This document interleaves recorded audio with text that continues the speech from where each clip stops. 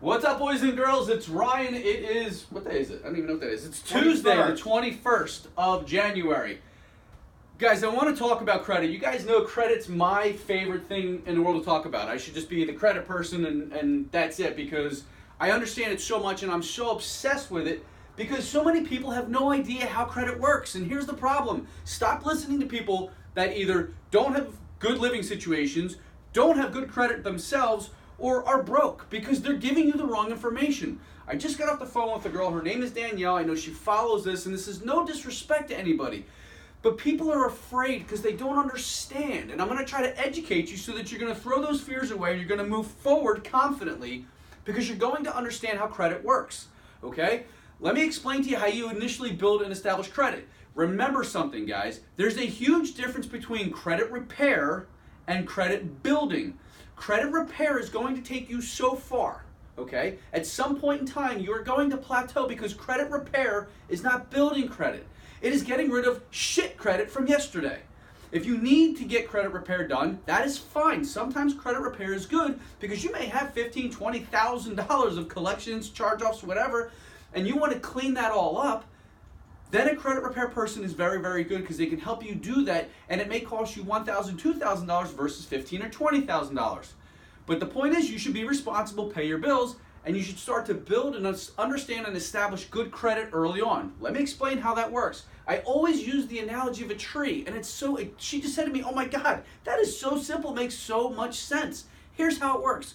She got a secured credit card, and she was afraid because her friend said, oh, you shouldn't have done that, because now you have an inquiry on your credit. Yes, an inquiry is a very small part of your credit score. It is a factor, but it is a small or a low impact factor on your credit report. When you plant a seed, you drop that seed into the ground, okay? Let's say you want to have fruit. Let's just say these are beautiful orange trees. Let's just imagine we're in Florida. You want beautiful orange fruit, okay? In order to get that tree or that fruit, you have to plant the seed below ground. Just like when you apply for a new credit card, whether it's a secure credit card, a regular credit card, a car note, or a mortgage, the inquiry is going to cause your score to drop a little bit.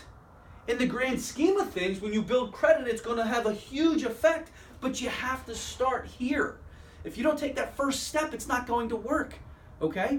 You plant the seed below ground, and as you water it, you manage it, you maintain it, you understand how it works, you feed it, you start to get what's called credit limits. The credit limits and the history of credit are the three most important factors outside of payment history. The fruit is the payment history. When the tree grows, you start to get the fruit. The fruit comes in the form of on-time payments.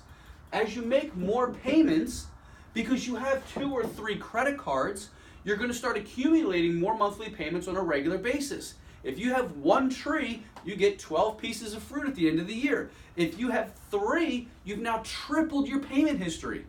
And you've also increased the age of credits because these accounts will now average out for you. So if you do get a new account, it's not going to hurt you as badly because you have multiple accounts showing on-time payment history, and the maintaining of the tree is like keeping low balances, which is utilization. Guys, remember this. Payment history is 30% or 35%. Utilization is 30%. And the age of credit history, this number is kind of different because there's some 6-factor models and then there's 5-factor models. But accounts and age of credit history is 15%. This is 80% of what makes up your credit score. These 3 things, do you pay on time? How much credit do you have versus how much credit are you using? And do you have accounts established, open, and have they been open for a duration of time? Remember something. Car notes, the cars are awesome, they're great, they're shiny, they're fancy. Guess what? When you pay it off, that falls off your credit. You're no longer getting points for that on your credit report. Credit cards, as long as you maintain them, pay them every month and keep the balances nice and low or at 0, which is what I recommend, you will continuously get credit history from them. It could be 30 years of history because you've had a credit card open for 30 years. Now, when you get that credit card, what you have to understand, Let's just say you're trying to build and establish credit. People always say, well, what do I do with the card? Should I pay it off at the end of the month? Do I pay it? Do I not use it? Here's what you want to do. When you get a new credit card, let's just assume, like a lot of people, when you start off, you're only going to get like a $300 limit on a secured credit card. For the sake of this conversation, I'm going to use that scenario. You get a $300 credit card limit. You could use $3,000, you can make it $1,000, $10,000, $20,000, I don't care what it is. Use this scenario. You get a $300 credit card limit. The magic number is not 30%. Everybody tells you that. Guys, remember this. There is no money in educated people. There is no money in healthy people. The longer you're paying interest, the longer you're taking prescriptions, the more money everybody else is making, and it's coming at the expense of you. So listen to what I'm saying to you and implement it. You will live a much better, richer life. You have a $300 limit. You get that card. The first 15 days, let's say you spend 30 bucks on it. Okay? The average person, because they don't know any better, and that's okay, you weren't taught this. I wasn't taught it either, I had to learn it. The average person is going to spend for 30 days, they're going to max out that limit. And then what happens?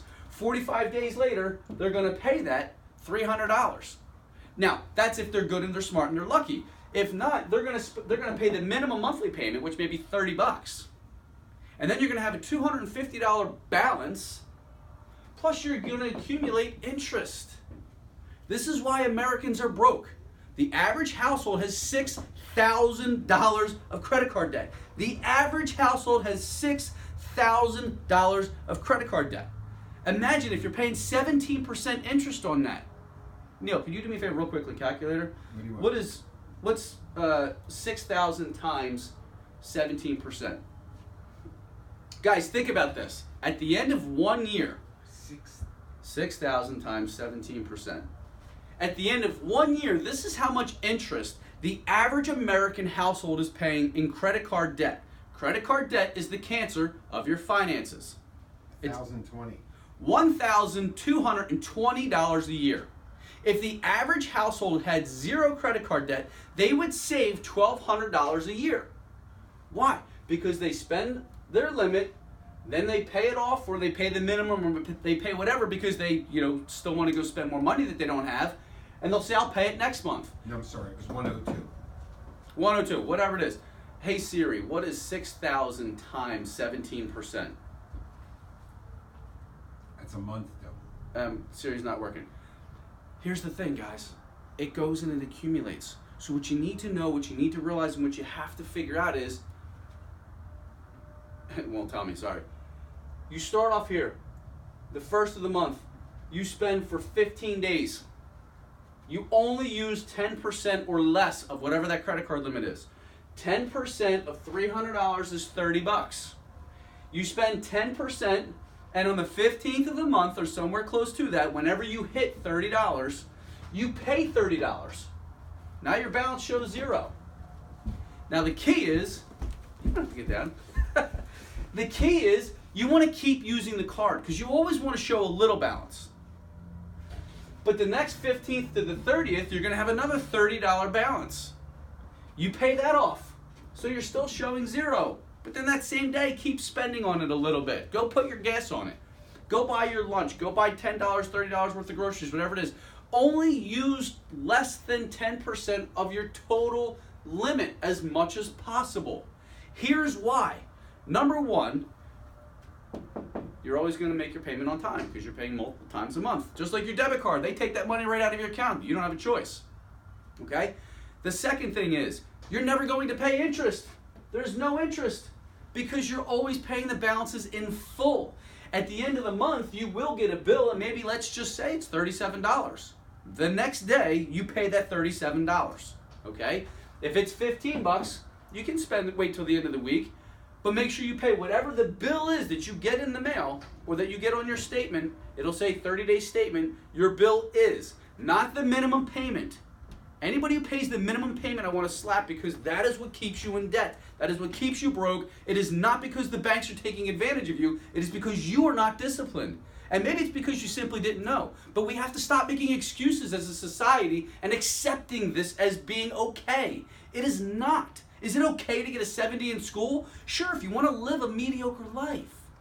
If you want to live a good life, go get A's, go get B's, and go learn something and be really good at it. Well, this is finances, the 101 of finances. These are the basics, guys. Get a card, go put 30 bucks on it, pay it off every 2 weeks. Whenever you get paid. Or if you have to, pay it off sooner. If you cannot afford to pay this off here or here, take that card and go put it away. Stop using it. Get rid of it. Go do whatever you got to do. Don't use that card again until that balance goes back to zero. Okay? Because you do not want to pay interest.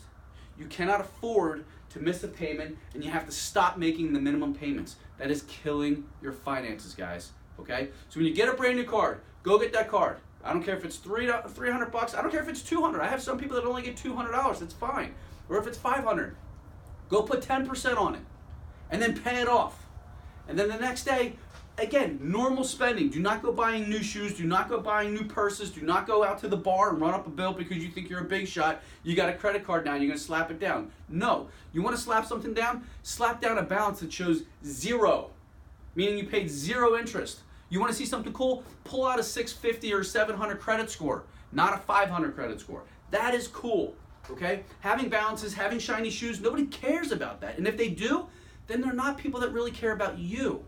If they care about you, they want to see you have zero balances, they want to see you have a 750 credit score, and that's what's important. Because that's what's going to help you live a better life, okay? I know this was crazy. Always remember the tree analogy. In order to start building credit, you got to plant the seed, you got to drop it below ground just like you drop your credit score when you get an inquiry. But over the course of 3 years, when that tree starts to grow and the credit history grows, giving you account history here, when you start to see the tree getting taller and wider, that is utilization. That's when you start off at a $300 credit limit, and then like me right now, I have $175,000. And people say, well, why do you need all that? Why?